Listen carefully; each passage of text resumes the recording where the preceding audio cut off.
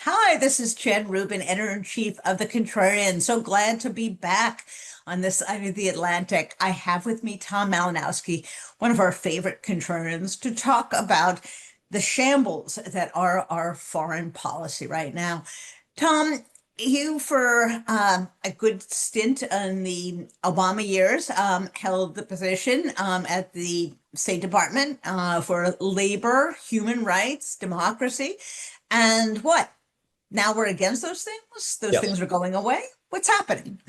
Well, I think they think I did such a good job that no one else should have it ever again. They're just going to put up a statue to me and say that this broke the mold. No, just kidding. Yeah, Um, no, I think we have to stop asking naive questions to Marco Rubio.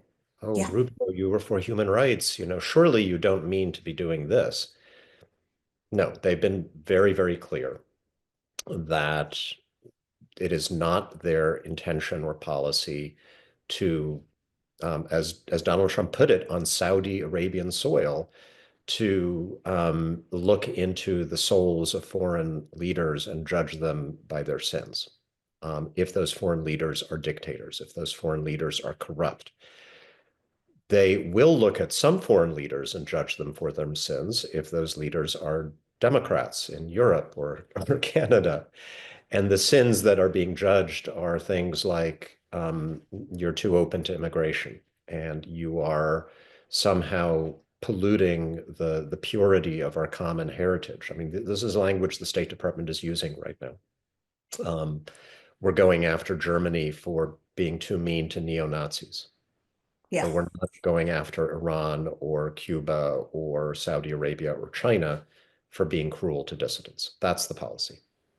For the United States, aside from the moral issue and the moral abomination of enabling dictators, talk to us a little bit about the importance in terms of those soft power skills in getting these people to do things we want them to do because we have had this leverage, because we've at least had people in positions of authority who would talk to them, who would talk to dissidents in those countries.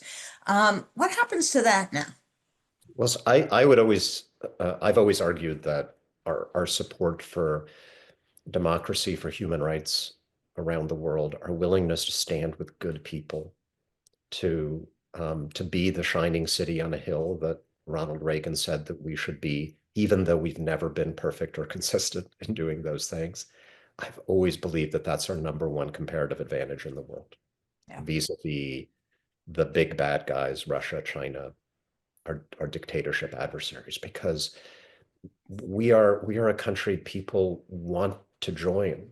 We're a country that is working for something attractive in the world that billions of people all over the planet agree with and want to be part of. And Russia and China have none of that, right? All they have to offer is guns and money. And what these guys are turning us into is a country that also has nothing to offer but guns and money, which is, I think, a type of surrender. And so it's incredibly sad. It is the reality that we face. I think it falls to all of us as Americans to continue to project in our own ways the values that this country is supposed to stand for. It falls to Congress, to people in both parties in the US Congress to do that. But we're not going to get that from Rubio or Trump or from this Right. administration. And the other thing we used to have, of course, was our support for foreign aid, which we've also dismantled in USAID and other ways. Let me shift gears only so slightly because it really is a same theme, and that is Ukraine. Trump was going to come in and settle the war on day one. Now he's finding that no matter how furiously he kisses up to Putin, Putin just bombs Ukraine more. Who would have thought, right? And he says nasty things about Putin for a couple weeks and then says, I'll give him a couple more weeks to come around. So, what is going on there? And what do you think he means when he says he will walk away? If he walked away and just left the Europeans and the Ukrainians keep up the fight, that would be one thing. Or is he thinking of something more malicious and not really walking away, but assisting Putin in some manner? I don't think he's thinking of assisting Putin right now, but either definition of walking away would be really bad. Yeah, And what's bizarre is when we hear administration officials acknowledge that Russia is the villain. Um, when we hear them say that they're getting angry at Putin, and then their threat to Putin is, if you keep on doing these bad things, we're going to walk away, which is exactly what Putin wants us to do, right. right? Right. So, like, if you keep on defying us, we're going to give you exactly what you want is not really the greatest threat in the history of threats. Yes. And um, so I hope that's not what they mean. My guess is they don't really, they're incoherent as usual. There are people in the administration who've been trying to manipulate Trump into a more constructive policy on Ukraine and Russia.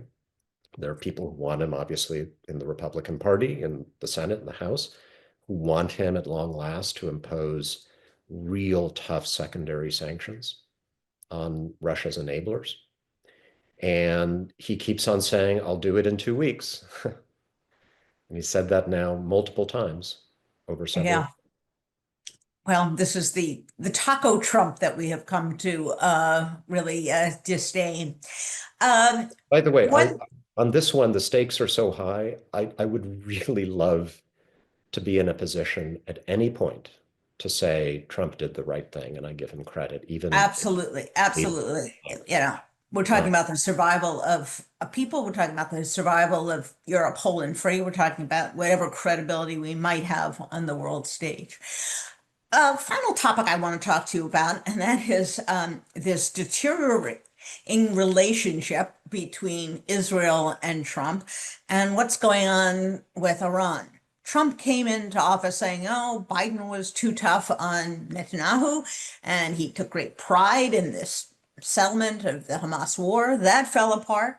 The Israelis, sort of without rhyme or reason now, are continuing to soldier on. There's a lot of opposition within Israel to the continued fighting there. Once again, Trump seems frustrated, but not really doing anything. And meantime, he insists that he wants to talk to Iran at the time when the Israelis are getting very nervous, as they did during the Obama administration, about a revived nuclear deal. What's going on there? And what does Israel want? And if you can figure out what does Trump want in all this? I think you got to distinguish Bibi Netanyahu from Israel here. What Good Bibi point. wants is an endless war that enables him to stay Yes, in power and out of jail. And that's absolutely. not something the United States should be supporting. And I think Joe Biden should have come to that realization sooner. Yes. And if Trump comes to that conclusion, again, I'll say good for him, because this war is bad for Israel, bad for us, and of course devastating for the people of Gaza and the hostages. Um, but again, what's he going to do apart from a little bit of bluster and having Steve Witkoff running around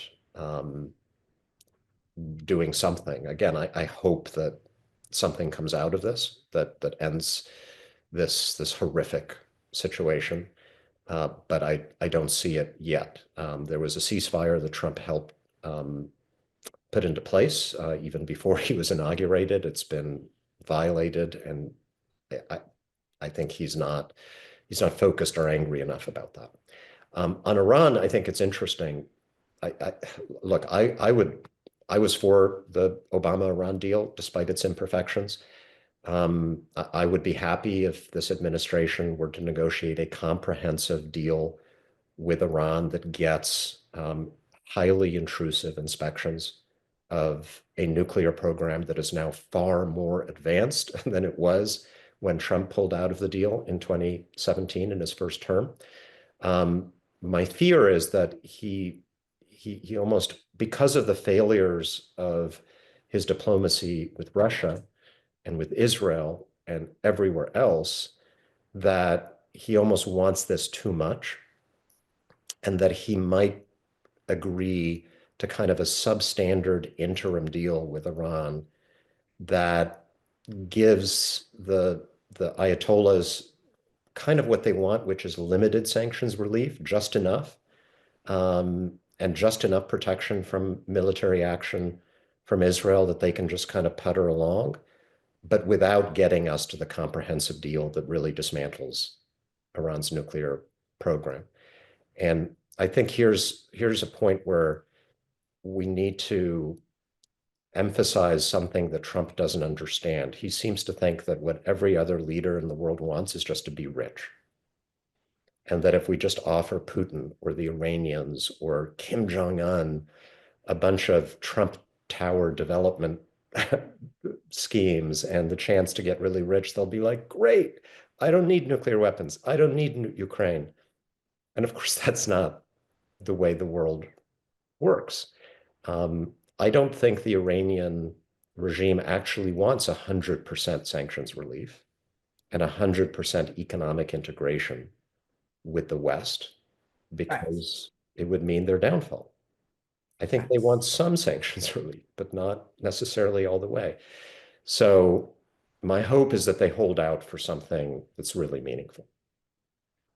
Well, the irony could not be greater because Trump came into office deploring the JCPOA. In fact, he was very angry that his advisors wouldn't let him get out of it. He then pulled out because it was a terrible deal. And now he perhaps wants to go back in and get something that was worse than the JCPOA, which people like me once upon a time thought maybe could have been even stronger and wasn't.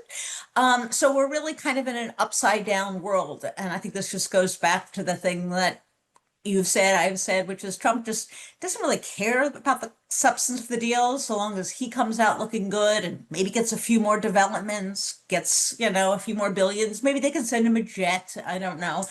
But that's kind of where we are, which is a sad commentary and even sadder for the part of the world that is really continues to be a source of a lot of turmoil, instability, death. I will, I hope you'll forgive me, laugh a little bit if he does get any kind of deal with Iran.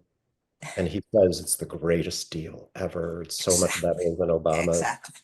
And we see Tom Cotton and these hardline anti-Iran Republicans in the Congress saying, yes, Mr. President, what What a a fabulous brilliant deal. deal you Yeah, just exactly.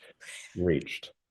Exactly. Well, it wouldn't be the first time. Remember what he did with NAFTA? He changed the letters around and came up with the same deal, the very same deal that he says now is terrible, which is why he had to impose tariffs on Canada. So I think looking for some kind of saneness, rationality, coherence is probably a fool's errand. But thank you much, Tom. It's always good seeing you, always good talking to you. And I hope your old job survives to fight another day because democracy, labor, human rights are things that we should be in favor of. The ideals will survive. Yes, absolutely. Take care, Tom. Thanks so much.